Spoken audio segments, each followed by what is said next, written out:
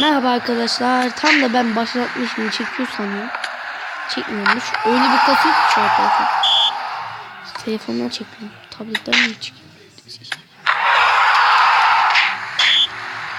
Beyler, size bir şey diyeceğim.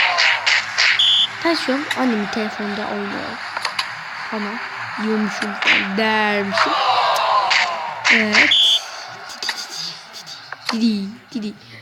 Ya ben niye yeniliyorum? Ben niye yeniliyorum?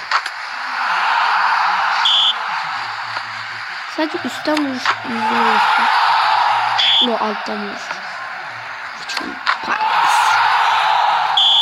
Bang bang bang bang bang. Bang dediğimi aldanmayın lütfen. Ne dediğimi bilmiyorum çünkü.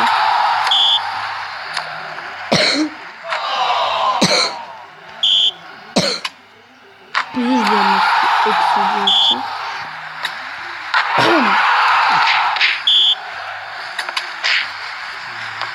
Ben bu offline'ı mı bitireyim yoksa sezona mı başlayayım? Sezona başlayayım mı başlamayayım mı? Çok kararsızım. Ya ana üstüne yaksıkmış. Ya saçma. Saçma oynama kardeş. Vurma bana. Vurma. Vurma baba. Vurma kardeşim.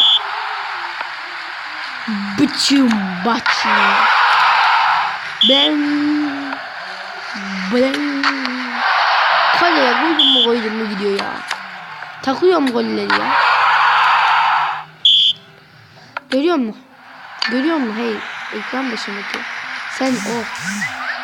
Mesaj geldi. Çaktım ben.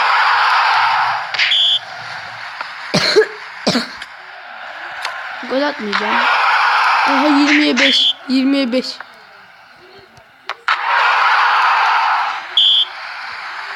Başta yeniliyordum lan az kalsın.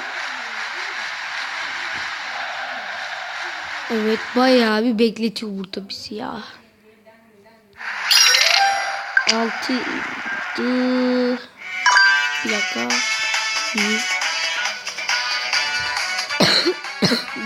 2 3 4 5 6.